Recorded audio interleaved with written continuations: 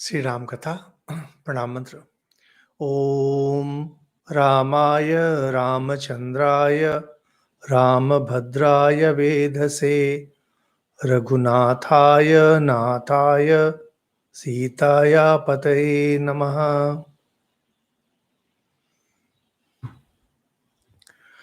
हम लोग वाल्मीकि रामायण में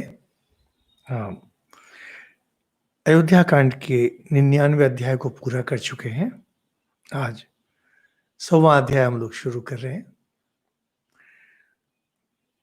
और यह बहुत ही विशेष सर्ग है, अध्याय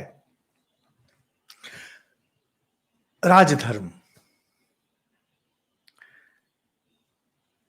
श्री रामचंद्र जी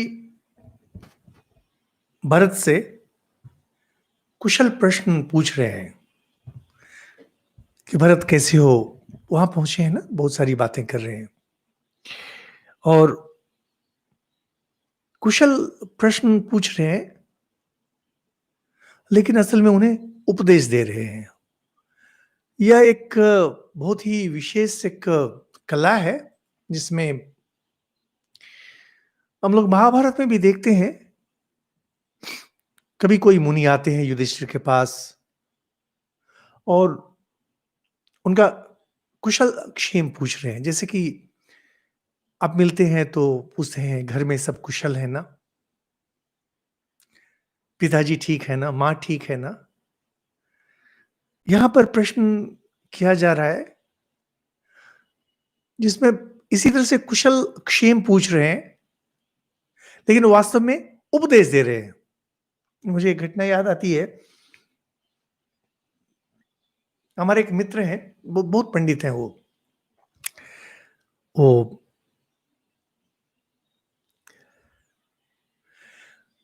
न्यूक्लियर फिजिसिस्ट थे, रिटायर किए।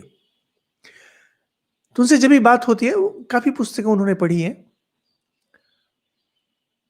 जब भी बात करेंगे वो हमेशा हमको बोलेंगे यह पुस्तक तो आपने पढ़ी होगी, और प्राय ऐसा होता है कि वो पुस्तक मैंने नहीं पढ़ी है। लेकिन कभी वो इस तरह से नहीं बोलेंगे कि आपको कभी लगे कि आप छोटा हो गए हैं, ओछा हो गए हैं।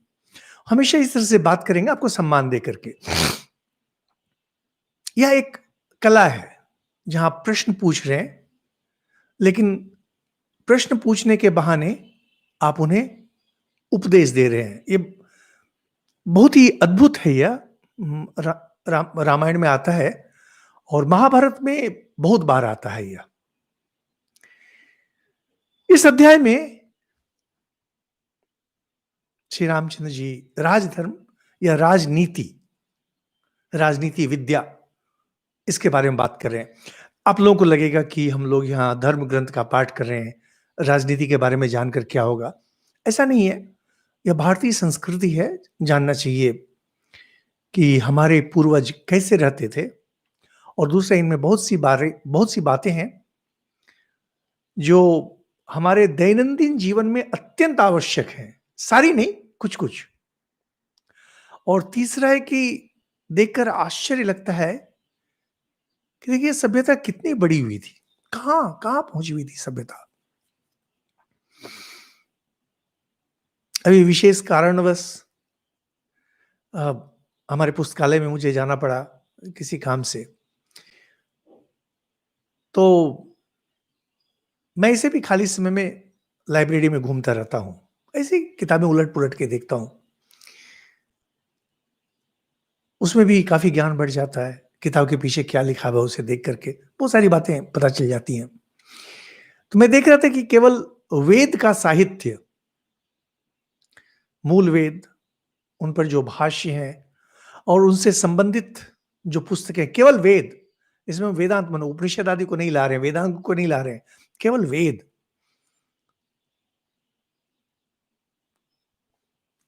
मैंने पूरी छोटी मोटी लाइब्रेरी भर जाएगी केवल उन पुस्तकों से, केवल वेद संबंधित पुस्तकें। इतना विशाल भंडार है। और एक हम लोग हैं, कुछ भी नहीं जानते अपने धर्म के बारे में। अपनी छोटी सी दुनिया में अपने को सिमटा के बैठे हैं और लगता है कि सब कुछ जान गए हैं। दुनिया मुट्ठी में आ गई है, ऐसा नहीं है। नहीं ज्ञानेन सदृशम पवित्रम यह विद्यते। ज्ञान के समान पवित्र करने वाला संसार में और कुछ नहीं है। हम लोग अभी कोरोना के कारण लोग हाथ धोना अधिक शुरू किए हैं, साबुन लगाते हैं और क्या सब लगा रहे हैं। सही है, हमें शुद्ध करता है, जल हमें शुद्ध करता है। उसी तरह से अगर आप धूप में खड़े हो जाएं, आपको शुद्ध करता है। हवा में छोड़ दें, शुद्ध करता है। आग, बोला जाता है सब कुछ शुद्ध कर देता है। लेकिन ज्ञान, ज्ञान अग्नि के समान शुद्ध करने वाला दूसरा कुछ नहीं।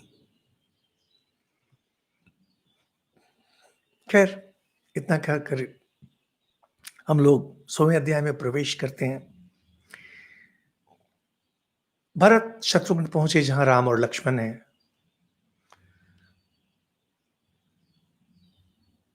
और वहां जाकर के भरत हाथ जोड़कर श्री रामचंद्र जी के पास गिर गए हैं और कहते हैं कैसे कि युगांते युगांते भास्करम यथा, युग का अंत होने पर सूर्यदेव जैसे गिर गए हों। यह बहुत बहुत मजेदार है। यह ददर्श रामो दूरदर्शम युगांते भास्करम यथा। भरत राजा हैं, गिर गए हैं। कहते कैसे लग रहे हैं? युगांत में जब प्रलय होगा, प्रलय होगी, तो प्रलय के बाद सूर्य जैसे गिर जाएगा। यहां पर जो लोग भाष्य आदि लिखते हैं उनका कहना है कि सूर्य जैसे आके गिर गए हो पृथ्वी पर। लेकिन वाल्मीकि जी ऐसा कुछ नहीं लिखे हैं। उन्होंने केवल यह लिखा युगांते युगांते भास्करम यथा।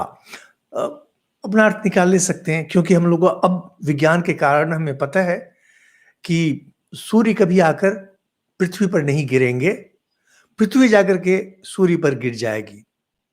यहां पर राजा भरत, उनका जो ऐश्वर्य है और जमीन पर गिरे हुए उसका वर्णन किया जा रहा है। और वैसे भी उपमा एक देशीय होता है, यानी उपमा जितनी की दी जाए उतने को ही ग्रहण करना चाहिए, उससे अधिक नहीं। तो कहते हैं कि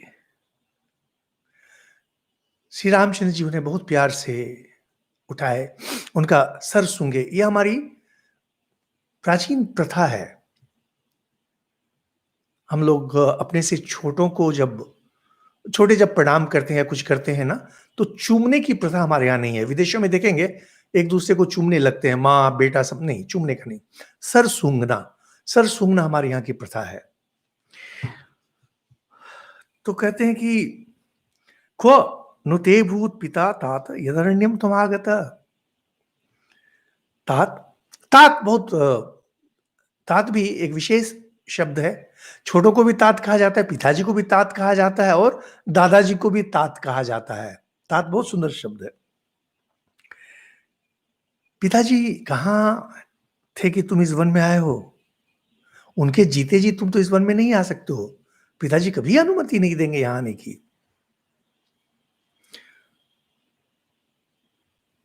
चित्रकूट गहन वन है, और इसके बाद ये लोग और भी अंदर प्रवेश करने वाले हैं। नहीं, पिताजी कभी अनुमति नहीं देंगे, तुम कैसे आ गए? और बहुत दिनों बाद तुम्हें देख रहा हूं, मामा के घर से लौटे, लेकिन इतना दुर्बल क्यों नजर आ रहे हो? भरत काफी दुर्बल नजर आ रहे हैं।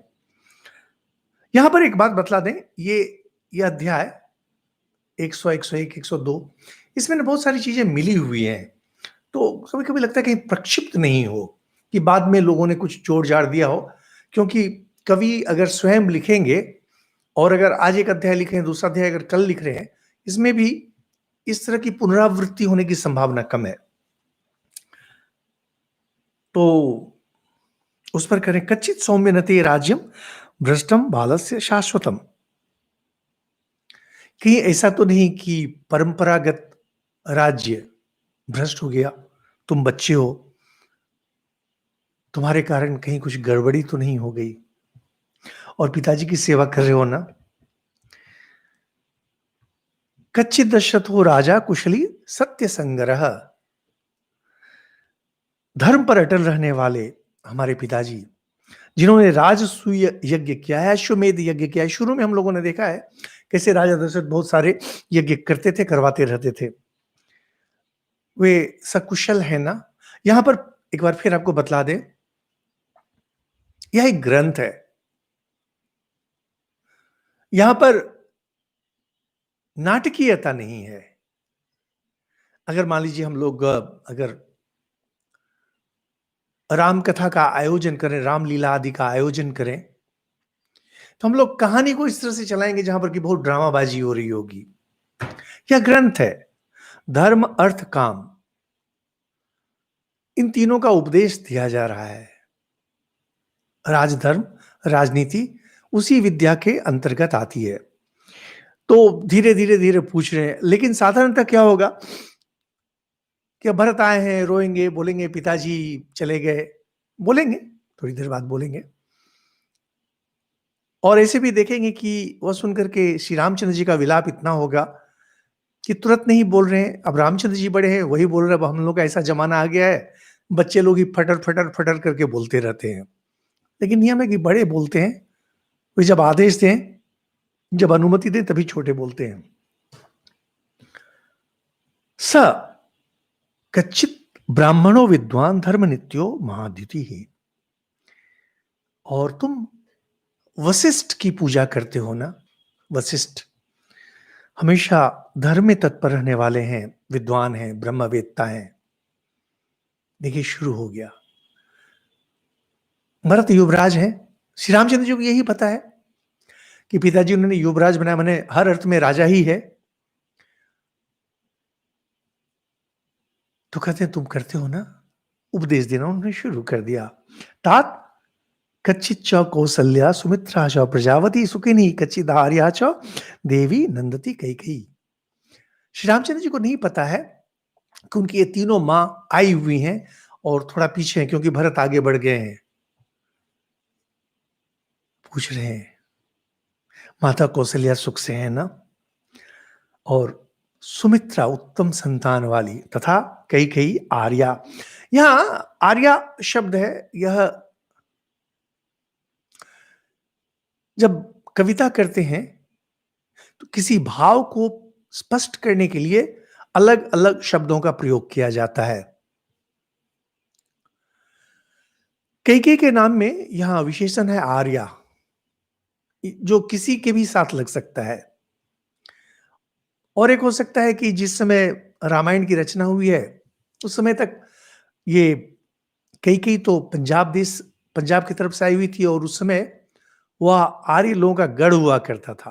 तो इसलिए भी हो सकता है कि बोले हों, पता नहीं क्यों बोले हैं। तो कहते हैं कि जितने सारे ब्राह्मण हैं, पुरोहित हैं, उत्तम कुल में उत्पन्न, उनका सत्कार करते हो ना?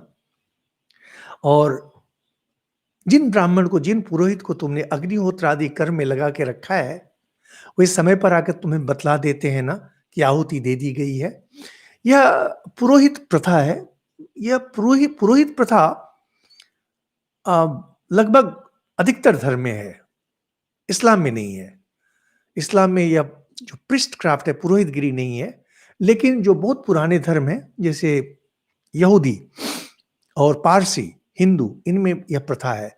और जितने भी ट्राइबल होते हैं, इनमें भी यह प्रथा रहती है, जहां पर कोई व्यक्ति अपना काम स्वयं कर रहा होता है और देवताओं को खुश करने के लिए, भगवान को खुश करने के लिए किसी व्यक्ति को नियुक्त कर दिया जाता है, जो उन्हें यजमान के रूप में रख के स्वयं पुरोहित बनकर आहुति देते रहते हैं या पूजा करते रहते हैं।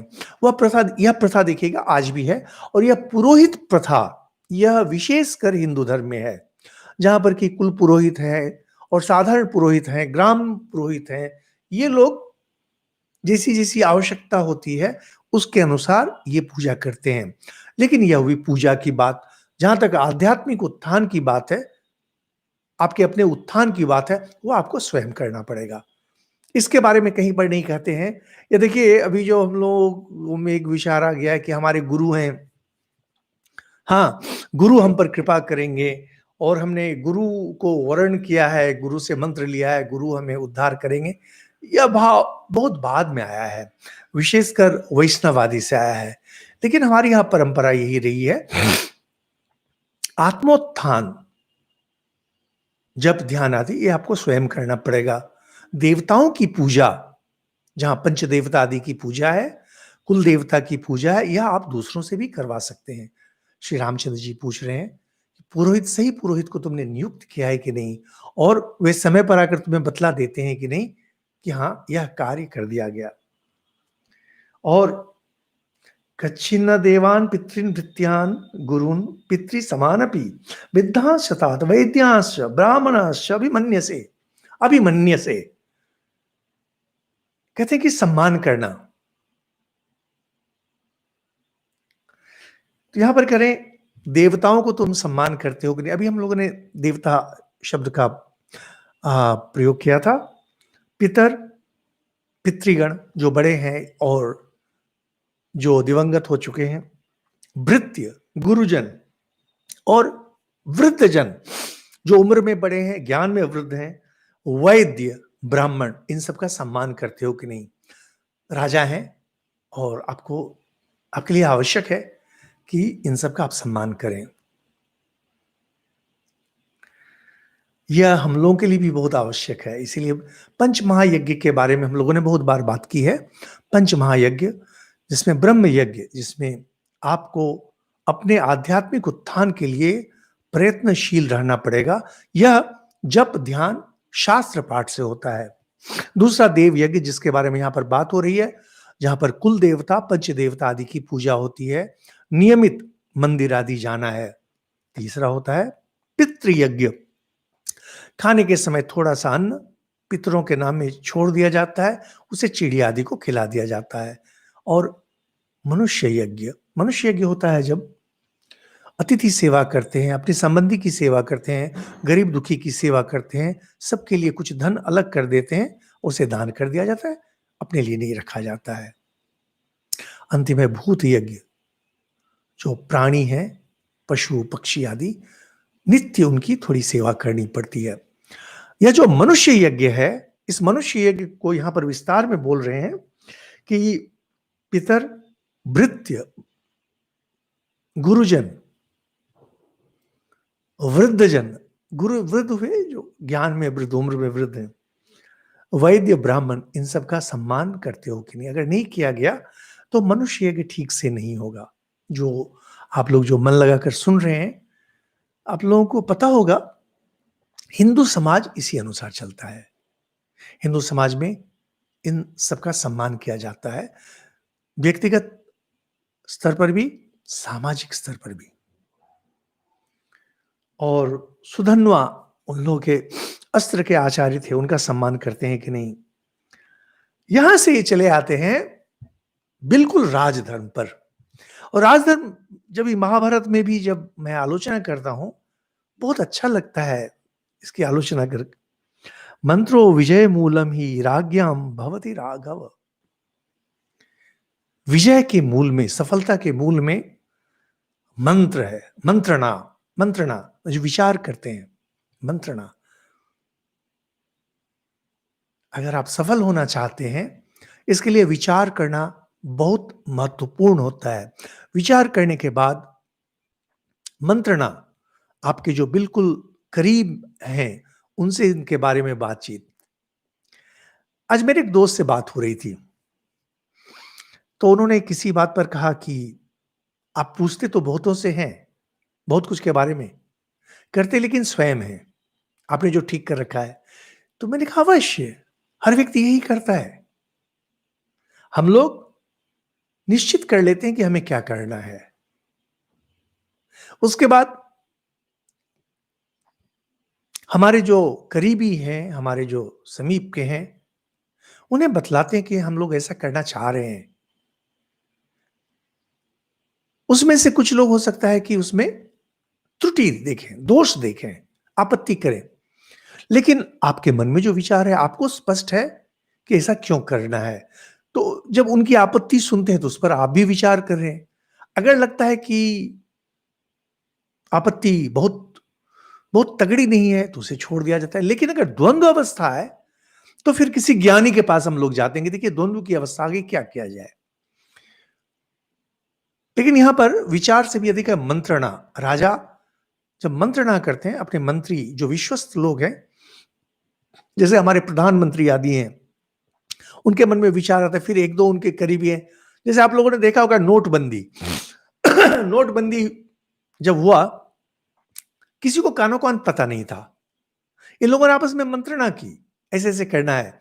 कुछ चुने हुए लोग ही इसमें थे। ठीक है, गलत है, सबके बारे में मैं समझता भी नहीं हूं। मेरे पास ना पैसा है ना मैं इन सबको चीजों को समझता हूं।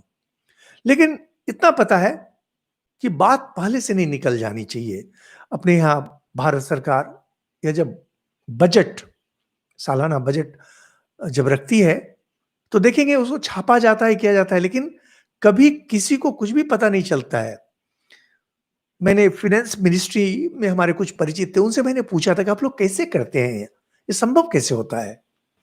क्योंकि बजट बना, मंत्री जी ने कहा, उनके जो बड़े आईएएस ऑफिसर हैं वो लोग फिर नीचे बतलाते हैं और टाइप किया जा रहा है, फिर उसको छापा जा रहा है, उसको लोकसभा में, राज्यसभा में दिया जा रहा है। पहले से कैसे पता नहीं चल जाता है। तो कहा कि नहीं, वो शुरू में जो एक दो हैं बिल्कुल विश्वस्त लोग रहते हैं, और जब छापने का काम होता है तो कुछ विश्वस्त लोगों को चुन करके ले लिया जाता है और उन्हें बंद कर दिया जाता है, और बाहरी संपर्क उनका पूरा कट जाता है अगले 1 महीने के लिए। किसी हालत में ना फोन, ना चिट्ठी, कुछ भी, कहीं कुछ नहीं। घर में अगर कोई मरने वाला भी हो तो उन्हें नहीं छोड़ा जाता है। अगर बिल्कुल ऐसा कुछ हो गया तो उसमें उसके विशेष सिपाही गण जाएंगे साथ में, एक शब्द न इशारा कर सकते ना कुछ, उनको देख करके तुरंत अंदर कर देंगे। तो इसलिए बजट लोग पहले से कभी कुछ नहीं जान पाते हैं कि क्या हो रहा है। इसे कहते हैं मंत्रणा। कहते हैं कि मंत्रणा तभी सफल होती है जब नीति शास्त्र निपुण मंत्री शिरोमणि अमात्य उसे सर्वथा गुप्त रखें। अमात्य मंत्री जो होते हैं उसे गुप्त रखें, तभी सफल होगी, नहीं तो बात पहले से निकल जाएगी। कच्चित निद्रावशम नेसी कच्चित काले अवबुद्ध से। असमय में ही तुम नहीं सो जाते हो ना,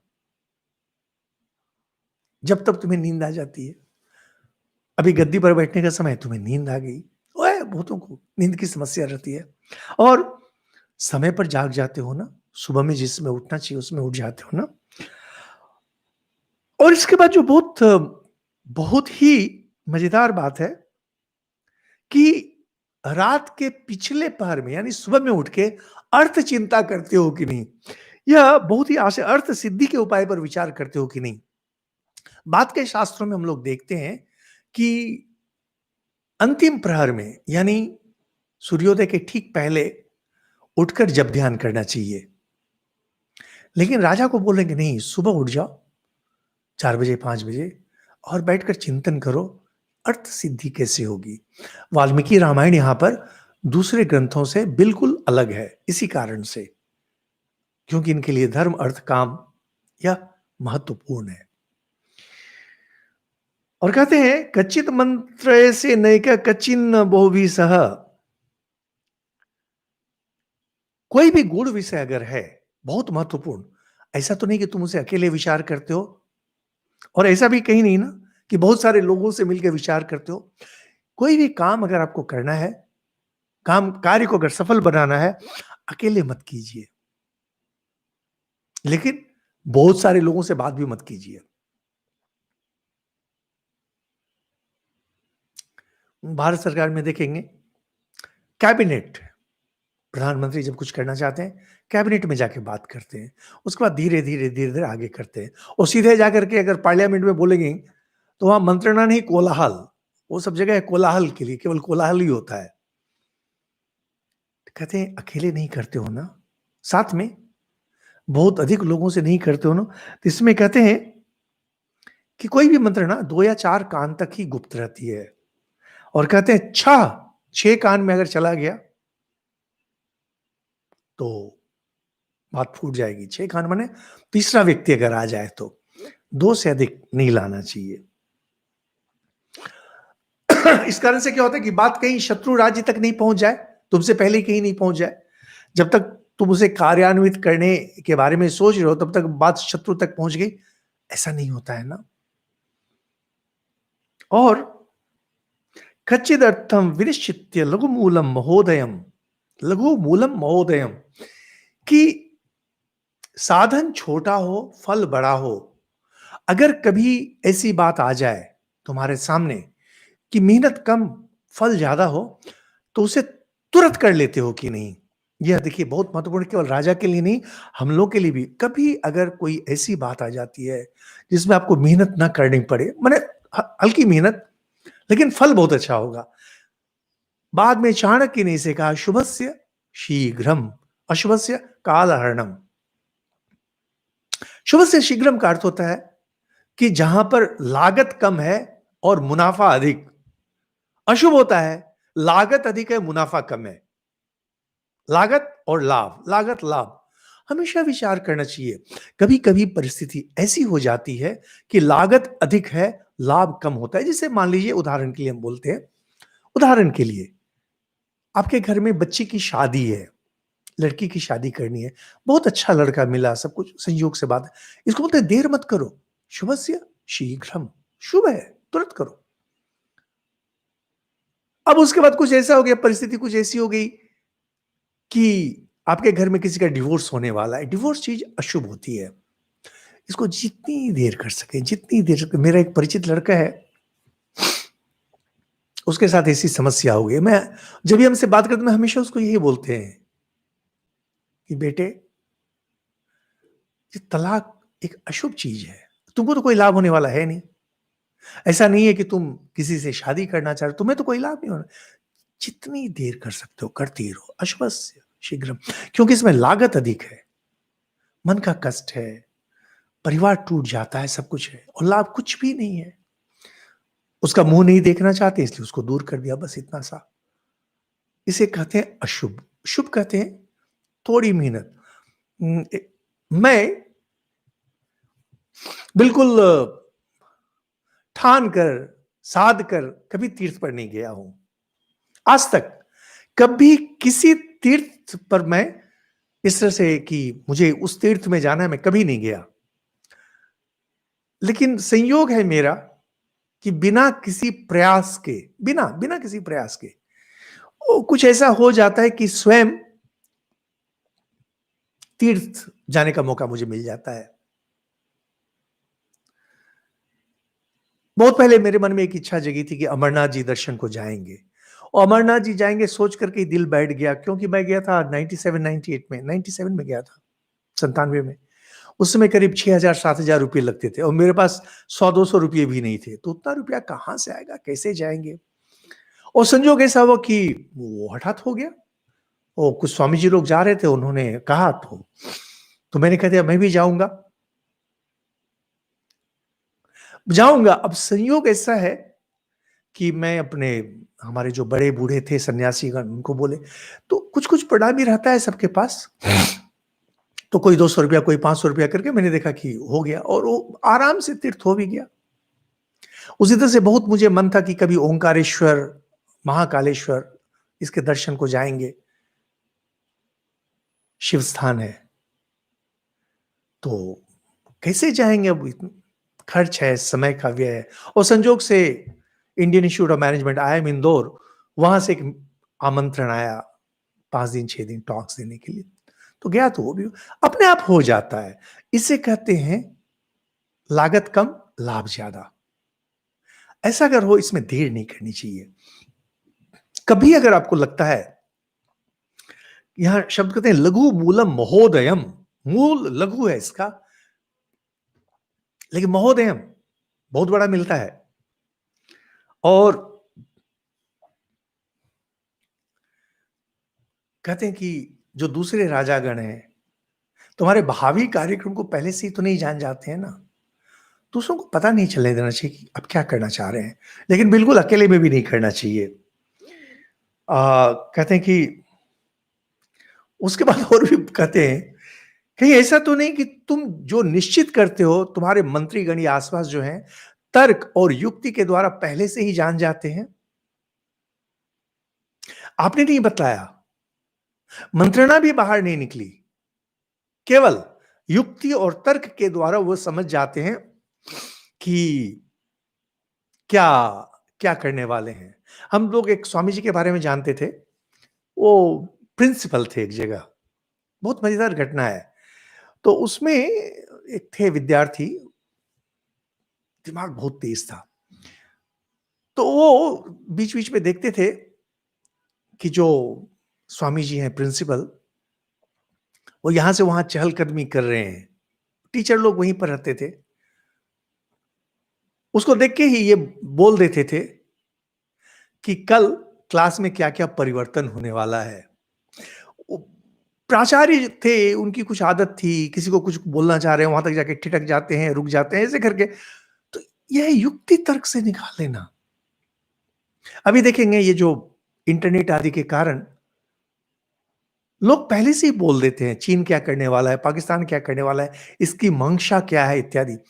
तो भारत को सावधान कर रहे हैं, कहीं ऐसा तो नहीं कि लोग युक्ति तर्क से समझ लेते हैं तुम क्या करने वाले हो?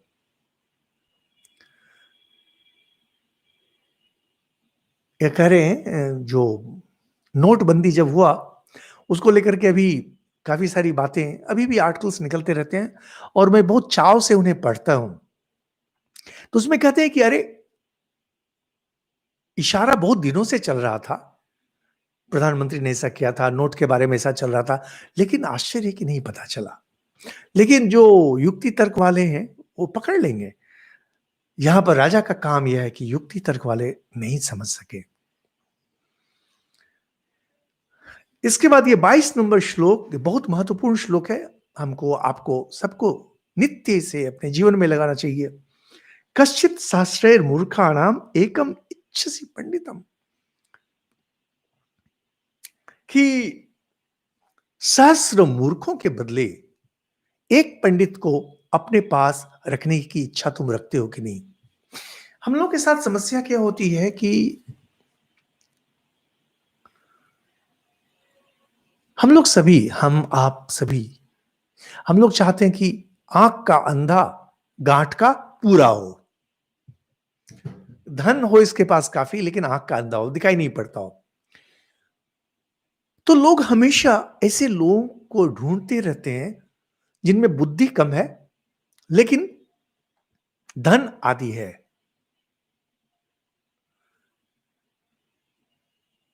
ऐसे लोगों के आसपास कुछ मूर्ख, कुछ दुष्ट लोग आके खड़े हो जाते हैं और ये लोग करेंगे कि आपकी वाहवाही करते रहेंगे। आप कितने महान हैं, आप ये हैं, आप वो हैं। उद्देश्य उनका रहता है उल्लू सीधा करना, आपसे निकालना। मूर्ख लोग जो होते हैं, उनकी दोस्ती भी अच्छी नहीं होती है और उनकी दुश्मनी भी अच्छी नहीं होती है। मूर्ख अगर आपके दोस्त हैं, किसी काम नहीं आएंगे विपत्ति के समय। मूर्ख अगर आपके लिए विपत्ति खड़ी करें, ऐसी विपत्ति करेंगे कि आप पानी तक नहीं मांग सकेंगे मरने के समय। बहुत मूर्ख। आप लोगों ने बचपन में बहुत सारी कहानी पढ़ी होगी कि कैसे एक सेठ जी एक बंदर को पाल लिए थे और वो मक्खी भगा रहा था और भगी मक्खी भाग नहीं रही थी, पंखा जल रहा था, तो तलवार उठा करके मक्खी को काट दिया। मूर्ख लोग होते हैं, जब आपका भला भी करना चाहेंगे, आपका नुकसान ही कर देंगे। और अगर आप मुड़कर देखें, अपनी जिंदगी की ओर देखेंगे, कितनी बार ऐसा हुआ है कि पंडित जन को त्याग कर आपने मूर्खों को अपने पास खड़ा किया। हम लोग सभी यह गलती करते हैं क्योंकि मूर्खजन वाहवाही देने में बहुत कुशल होते हैं। हर बात में आपको वाह वाह करेंगे, वाह क्या गजब है, क्या पांडित्य है, वाह कितने दानी हैं आप। विद्वान व्यक्ति कम बोलेगा, अच्छा भी कम बोलेगा, बुरा भी कम बोलेगा। जब विपत्ति में पड़ेंगे, आपको विपत्ति से निकालेगा। और अगर वो आपको विपत्ति में डालेगा, तो समाप्त नहीं कर देगा। यह मूर्खों का धर्म होता है। राजा को हमेशा बोला जाता है कि मूर्खों से दूर रहो। जीवन में हम लोगों के लिए बहुत महत्वपूर्ण है कि हम मूर्खों से दूर रहें। ये महाभारत में भी यह प्रसंग आता है। पंडितो ही अर्थ कृच्छेषु कुर्यानि श्रेयसम महत्। विद्वान व्यक्ति ही अर्थ संकट आदि अगर हो तो उसे निकाल सकते हैं। मैं यहाँ पर थोड़ा सा एक कहानी सुनाता हूँ। बचपन में मैंने पढ़ी थी। कहानी बहुत सुंदर थी। एक बहुत बड़े सेठ थे। उनका लड़का थोड़ा उद्दंड था, किसी की सुनता नहीं था। और सेठ जी को एक मुनीम हुआ करते थे, मंत्री जैसे राजा के होते हैं। तो सेठ जी मरने के समय अपने बेटे को बोले कि देखो, कभी विपत्ति में अगर पड़ते हो, इस मुनीम पर पूरा भरोसा रखना।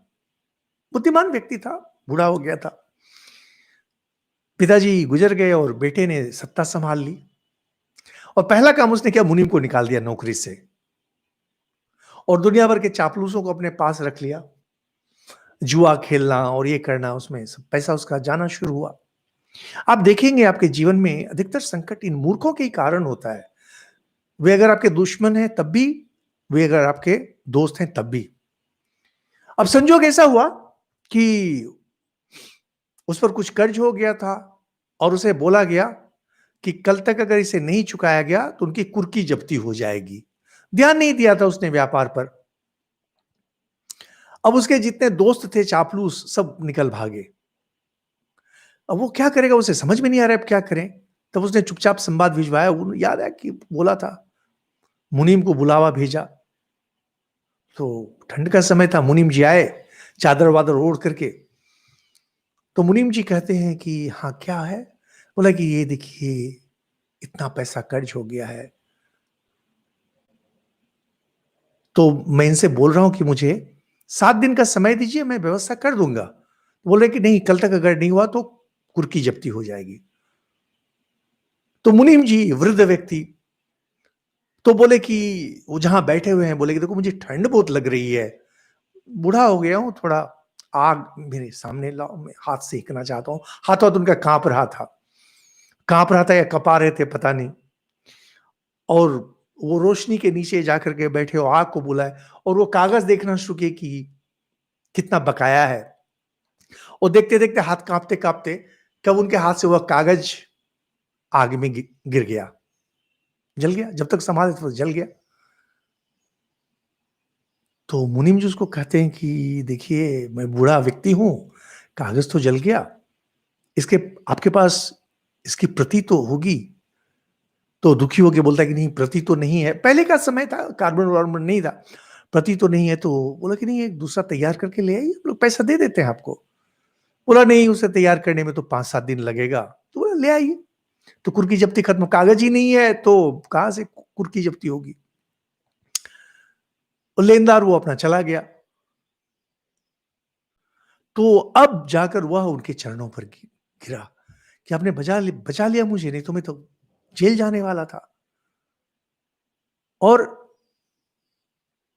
मेरी गलती का एहसास हो गया है, कल से आप यहीं पर रहें। लेकिन मुनीम जी, उन्होंने याद रखा कि कैसे इसने घर से निकाल दिया था, छोड़ के चले गए, लेकिन निकाल दिया।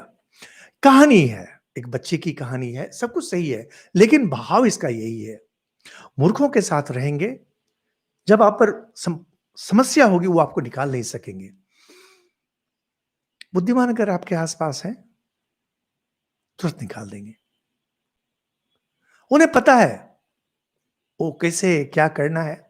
इसीलिए मूर्खों का कभी संग नहीं करना चाहिए।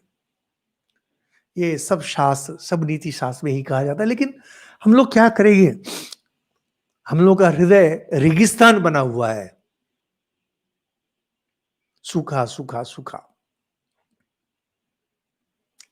दो व्यक्ति आकर जैसे ही तारीफ करना शुरू करते हैं, बस लगता है इसे मूसलधार बारिश हो रही है, सुनने में इतना अच्छा लगने लगता है।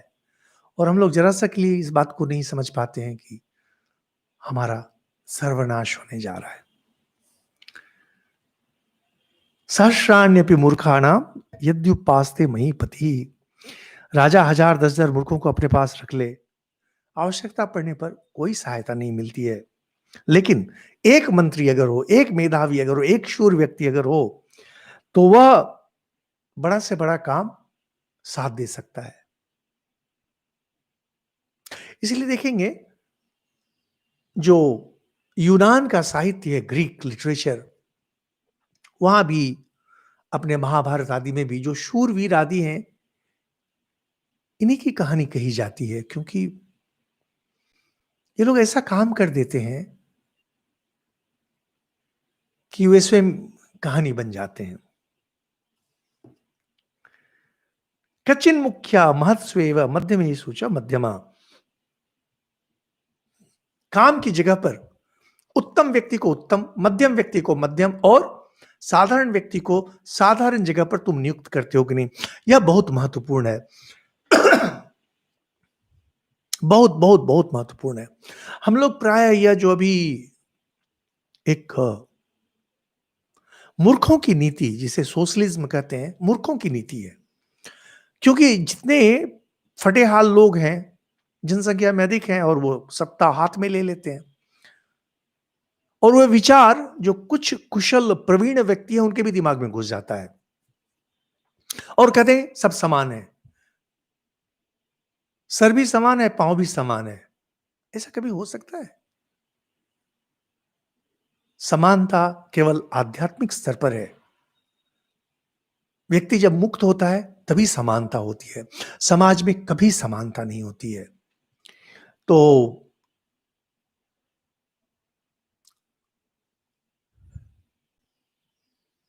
जिसको जितना मिलना चाहिए उसको उसी अनुरूप दिया जाना चाहिए। एक सुंदर कहानी है। एक जमींदार जी थे, उनकी लड़की, इस तरह से वो सामाजिक भाव भाव आ गया था। अब उसके घर में कोई पार्टी थी, उसकी कुछ सगाई उगाई का कुछ था। तो लड़की ने किया कि सब लोग आएंगे और वहां जहां बिठाया जाएगा, उत्तम स्थान पर साधारण लोगों को, उसके बाद मध्यम, और जो श्रेष्ठ व्यक्ति है उन्हें अंत में रखा जाएगा। समान था। वो अपने गुरु के पास गए, गुरु ने मना कर दिया, नहीं ऐसा मत करना, कभी मत करना। क्यों? बोले जो साधारण व्यक्ति हैं, जब देखेंगे हम ऊंची जगह पर बैठे हैं तो सकुचाए रहेंगे, और उस सकुचाहट के कारण खाना भी ठीक से नहीं खा सकेंगे। जो उत्तम व्यक्ति हैं वे कभी इस अपमान को नहीं भूलेंगे, समय मिलते ही इसका बदला तुम्हें देंगे। और मध्यवर्गीय जो है वह देखेंगे कि इसमें कोई बुद्धि ही नहीं है, न इधर की है न उधर की है। ऐसा मत करना।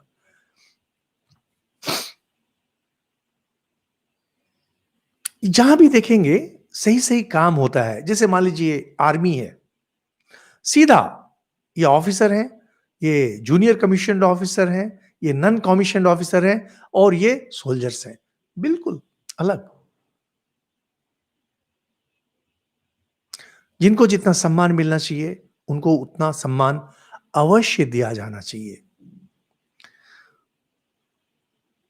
जो विद्वान हैं, जो धनवान हैं, उनको उस तरह से सम्मान देना चाहिए। उनमें उस शक्ति का प्रकाश है।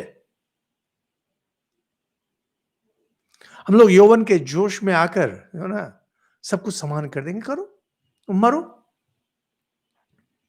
हम लोगों ने बहुत बार भारत में देखा, पिछले 25 30 40 साल में बहुत सारे नेता, राजनीतिक नेता है जिन्होंने इस समानता का झंडा उठाया, सामाजिक न्याय, और क्या क्या बड़े बड़े शब्द ले आते हैं, सेकुलरिज्म, और क्या क्या बड़ा बड़ा शब्द ले आते हैं, और देखा जाता है अंत में सबके सब जेल में जाके घुसते हैं। गलत है। अगर आपको सम्मान करना चाहते हैं तो आप प्रयास कीजिए। जैसे मान लीजिए समाज में हमारे बहुत सारे लोग हैं जो वंचित हैं। ऐसा नहीं कहा जा रहा है कि वंचित को वंचित रखें, नहीं, ऐसा नहीं कहा जा रहा है। हमारा प्रयास हमेशा रहेगा जो वंचित हैं इन्हें न्याय मिले।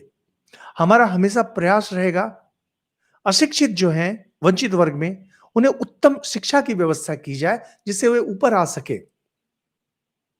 लेकिन जो हैं उनको काट करके आप कहेंगे कि गांव में 100 लोग हैं, नहीं सबको बराबर होना है।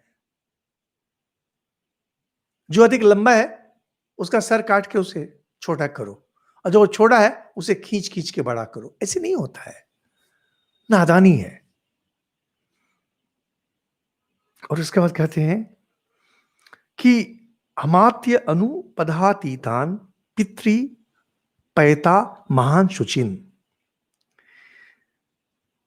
जो बाप दादे के समय से एक विशेष काम करते आ रहे हैं मंत्रीगण, और जो घूस नहीं लेते हैं, ऐसे ही लोगों को तुम उत्तम कार्य में नियुक्त करते हो कि नहीं। यहां दो बातें हैं। एक है पारिवारिक प्रथा। पारिवारिक प्रथा, यह पारिवारिक परंपरा से अमात्य रहे हैं। पारिवारिक, ये हम लोग जातिवाद कहते हैं, हम लोग वर्ण व्यवस्था कहते हैं। भारत में यह पूर्ण रूप से अवस्थित था। अच्छा था गलत था, अब इस विषय पर हम इसलिए नहीं बोलेंगे क्योंकि कहते हैं ये पॉलिटिकली इनकरेक्ट हो जाएगा। क्योंकि इतना हंगामा मच रहा है, लोगों को समझने की शक्ति नहीं, अब इसमें क्या बोले। बस इतना ही कह सकते हैं कि है शास्त्र में ऐसा ऐसा है। लेकिन इसमें है कि घूस लेते हैं, तो ये जो है कि रिश्वत लेकर काम दूसरे से कर देना बहुत पुरानी प्रथा है। किसी भी पुरानी संस्कृति में यह समस्या रही है, जहां लोग पैसा लेकर या किसी प्रभाव में आकर इस तरह से जो अनुचित है उसे कर देते हैं। राजा, उनका काम रहता है कि इस पर निगाह रखें। अभी हम लोग के जो सुप्रीम कोर्ट में, हाई कोर्ट में जज नियुक्त होते हैं, तो आप देखेंगे उसमें है कॉलेजियम प्रथा है, बहुत कुछ है। और उसमें जो न्याय मंत्री होते हैं, लॉ मिनिस्टर, वो इंफॉर्मेशन ब्यूरो आईबी आदि से समाचार लेते हैं कि व्यक्ति कैसा है, रिश्वत लेता है कि नहीं इत्यादि करके, फिर हाँ ना करते हैं। और कच्चिन्नो उग्रेन दंडेन वृषम उद्वेजिता प्रजा। कहीं तुम इतनी सजा तो प्रजा को नहीं दे देते हो कि लोग भाग जाएंगे। पहले के दिनों में राज्य छोटा हुआ करता था और मेहनत करके लोग रहते थे। अब अगर राजा क्रूर हो गया तो लोग राज्य को छोड़कर चले जाते थे। विशेषकर जो किसान खेतिहर थे, वे चले जाते थे। और इस कारण से यह प्रथा बहुत दिनों तक चली। अकबर अकबर जब आए तो उन्होंने टोडरमल को लगाया यह जमीन आदि की विधि व्यवस्था करने के लिए, लेकिन उसमें भी व्यवस्था सही नहीं थी। अंग्रेज लोग जब आए, इन्होंने इस प्रथा को ऐसा कर दिया कि अब आप देखते हैं कि किसान खेतीहर आदि जहां पर है वहीं जमे रहते हैं। नहीं तो पहले के दिनों में था कि शुरू में कुछ दिन आपको छोड़ देंगे, और वो बंजर भूमि से मेहनत करके जब उसको बनाते थे, आबाद बना देते थे, तो 7 साल बाद ऐसा कुछ टैक्स बहुत बढ़ जाता था, तो लोग परेशान हो जाते थे। इसीलिए 7 साल रहने के बाद जगह को छोड़कर चले जाते थे। यहां पर है कि कहीं ऐसा तो नहीं कि तुम इतनी सजा दे देते हो कि वो रहना ही नहीं चाहते हैं। और कहते हैं पवित्र याजक पतित यजमान, यजमान अगर पतित है उसे त्याग देता है। पुरोहित अगर अच्छा हो, गलत आदमी के यहां पूजा नहीं करेगा। और पतित नारी काम, ओ सॉरी, स्त्री स्त्री कामाचारी पुरुष, जो पुरुष कामाचारी है, एकाधिक नारी के पास जाता है, उसे त्याग देती है। उसी प्रकार प्रजा कठोर राजा का त्याग कर देती है। कहते हैं कि जो दुष्ट व्यक्ति होते हैं राज्य में, इसको राजा अगर मार नहीं दे, लंबा लिस्ट हम लोग उसमें नहीं जाते हैं, तो स्वयं उसके हाथों मारा जाता है राजा। ये सब करके बहुत सारे कहते हैं कालातिक्रमणो ये व भक्त वेतन योर वृता। समय पर अगर वेतन नहीं दिया जाए, जो लोग काम करते हैं असंतुष्ट हो जाते हैं, और उस कारण से बहुत अनर्थ हो जाता है। कंपनी में, सरकार, कहीं भी समय पर अगर आप उसे वेतन नहीं देंगे, अनर्थ हो जाएगा। और उसके बाद एक बहुत यहां पर एक आता है राजधर्म में कुछ-कुछ शब्द आते हैं, बहुत संक्षेप में मैं कहूँगा कहेंगे शत्रु पक्ष के 18 और अपने पक्ष के 15 तीर्थ, राजा के लिए तीर्थ होते हैं, जैसे इसमें वर्णन करते हैं कि मंत्री, पुरोहित, युवराज, सेनापति इनको तीर्थ बोलते हैं। इस पर सही समय देते हो कि नहीं? सबका ध्यान रखते हो कि नहीं? शत्रु के बारे में भी जानना, अपने बारे में भी जानना। और जिस शत्रु शत्रु को तुमने राज्य से निकाल दिया है, उस पर निगाह रखते हो कि नहीं कि कहीं वो वापस तो नहीं आ गया? क्योंकि शत्रु अगर वापस आ गया, तुम्हें जबरदस्त हानि पहुंचाएगा।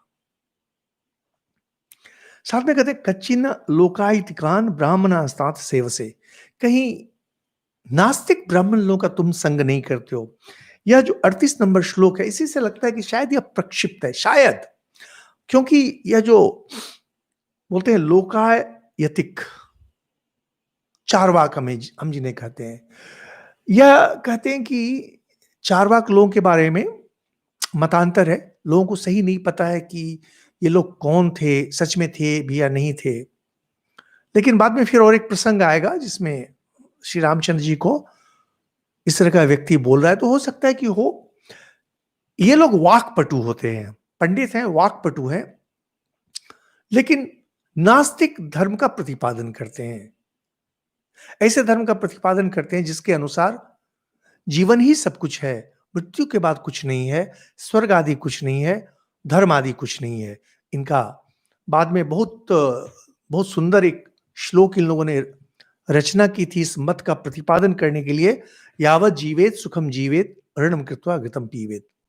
जब तक जियो सुख से जियो, क्योंकि मरने के बाद कहीं कुछ नहीं है। तो कहते हैं धर्म शास्त्रेषु मुख्येषु विद्यमानेषु दुर्बुद्धा, इनका ज्ञान वेद विरोधी है और इसलिए दूषित ज्ञान है। किसी भी व्यक्ति का ज्ञान दूषित रहता है। हमारे बहुत सारे परिचित हैं जो काफी विद्वान हैं, लेकिन मुझे समझ में आ गया कि इनका ज्ञान दूषित है। कभी ये लोग कम्युनिस्ट बन जाते हैं, कभी लिबरल बन जाते हैं, दूषित ज्ञान है। आप भारतीय हैं, आपको अपनी परंपरा का ज्ञान नहीं है, अपनी परंपरा की रक्षा में अपरत नहीं है, आप हिंदू हैं, हिंदू हित में आप नहीं लगे हैं, क्या बात करेंगे हम आपसे? दूषित ज्ञान है, बड़ी-बड़ी बातें करते हैं। अपने घर वालों को खिला नहीं सकते, दुनिया भर को खिलाने के पर तुले हुए हैं। अब सन्यासी एक अलग चीज है, सन्यास से उसने सब कुछ का त्याग कर दिया है, दूसरों का जो भला करता है, चलते-फिरते थोड़ा कर दिया। लेकिन यहाँ पर आप उद्देश्य ही कर लेते हैं कि घर को हम लूटेंगे, दूसरों को खिलाएंगे। ये तो कोई धर्म ही नहीं है। ये सब कह के कहते हैं कृषि और गोरक्षा से जीविका चलाने वाले वैश्यगण संतुष्ट रहते हैं कि नहीं। गीता में भी जो कृषि कार्य में है और गाय आदि देखभाल करते हैं, इन्हें वैश्य कहा जाता है। साधारणतः हम लोग वैश्य अब मानते हैं जो व्यवसाय करते हैं, लेकिन वैश्य था जो अर्थ साधना करते हैं, कृषि के माध्यम से, व्यापार के माध्यम से, गोधन आदि के माध्यम से। और कुछ कुछ चीजें हम लोग संक्षेप में कर रहे हैं, समय भी हम लोग का हो रहा है। तुम अपनी स्त्रियों को संतुष्ट रखते हो ना? साथ में कहते हैं सुरक्षित है कि नहीं, स्त्रियां संतुष्ट हैं कि नहीं, सुरक्षित है कि नहीं। और तीसरा, उस पर कहीं बहुत अधिक विश्वास तो नहीं करते हो, क्योंकि स्त्रियां आपस में बातें करती हैं और ऐसी भी बातें करती हैं जो उन्हें नहीं करनी चाहिए, तो वहां से बात निकल जाती है। कहते हैं उन्हें अपनी गुप्त बात तो नहीं बतला देते हो, राजा को बोल रहे हैं। और काम काज में लगे हुए लोग, उन्हें जिन्हें आपने नौकरी देके रखी है, कहीं ऐसा तो नहीं कि निडर होकर आपके सामने चले आते हैं, और ऐसा भी नहीं कि डर के मारे भागते रहते हैं। राजा उसके हाथ में राजदंड रहता है। उस राजदंड के कारण उनके जो सेवक आदि हैं, उन्हें, वे अगर निडर हो जाते हैं, राजदंड काम नहीं करता है। हम आप सभी कभी न कभी किसी क्षमता में रहे हैं और कभी हमने ऐसा दायित्वपूर्ण काम किया है जहां हमारे नीचे 5 लोग रहे हैं, जैसे शिक्षक है, प्राचार्य है। कभी भी उन्हें ऐसा नहीं करना चाहिए कि उनके नीचे का जो है वो निडर बन जाए। ऐसा भी नहीं होना चाहिए कि डर के मारे वो आप तक आ ही नहीं सकें। एक अपनापन होना चाहिए, लेकिन साथ में भय भी रहना चाहिए। वो आपको अपने शत्रु के समान मान लें, अ, सॉरी, अपने दोस्त के समान, कि उन्हें लगे ये भी हमारे ही जैसे हैं। ऐसा नहीं होना चाहिए। तो कहते हैं कि अगर धनी और गरीब में कोई विवाद छिड़ जाए, तुम्हारे मंत्रीगण कहीं पैसा लेकर के अन्याय तो नहीं कर देंगे? वही रिश्वत वाली बात फिर आती है। कहते हैं कि यानी मिथ्या अभिशास्तानाम पतंती अश्रूणि राघव। हे रघुकुल वाले भरत, निरपराध व्यक्ति को अगर मिथ्या दोष देकर दंड दिया जाता है, तो उनके आंखों से जो गिरते हैं ना आंसू, वे राजा के पुत्र पशु का नाश कर देते हैं। कभी भी मिथ्या लांछना नहीं देनी चाहिए। कहते हैं कि किसी पर अगर आप मिथ्या दोष मरते हैं, तो उस व्यक्ति के आंख से जो आंसू गिरते हैं ना, ये आपके पुण्य को जला देते हैं।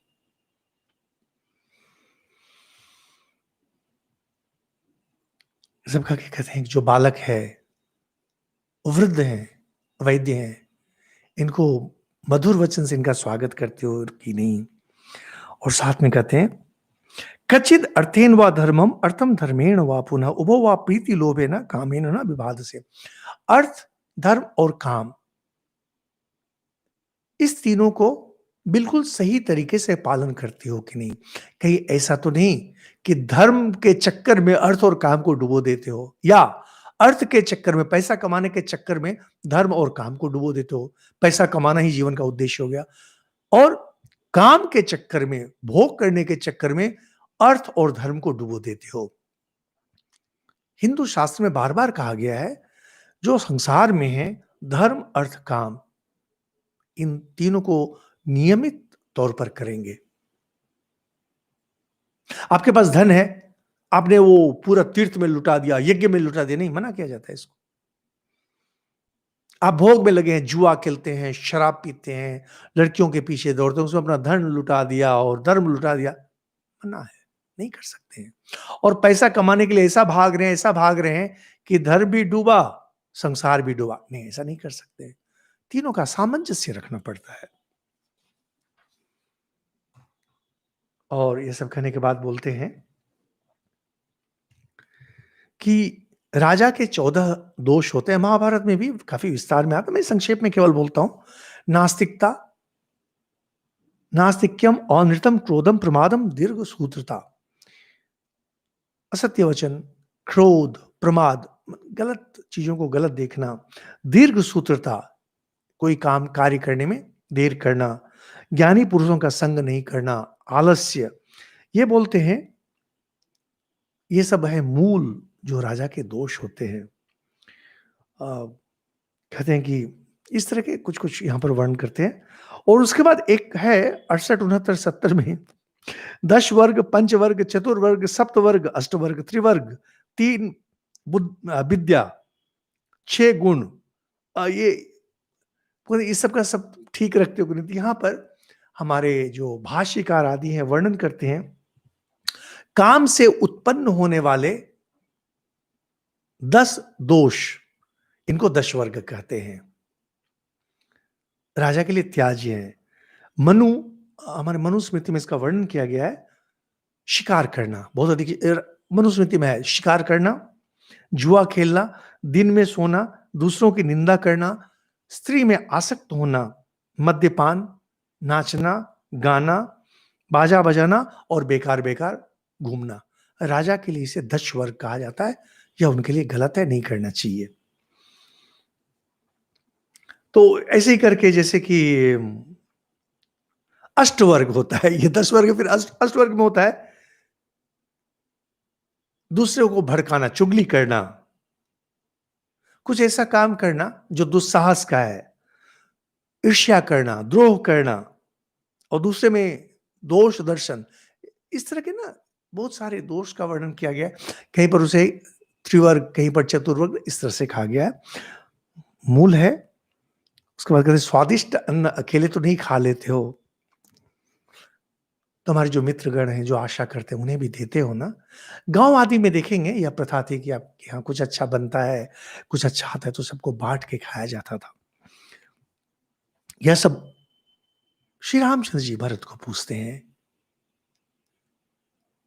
और पूछने के बहाने उन्हें उपदेश देते हैं, उन्हें क्या करना चाहिए। इसके बाद बोलते हैं कि तो भरत बोलो, क्यों आना हुआ तुम्हारा?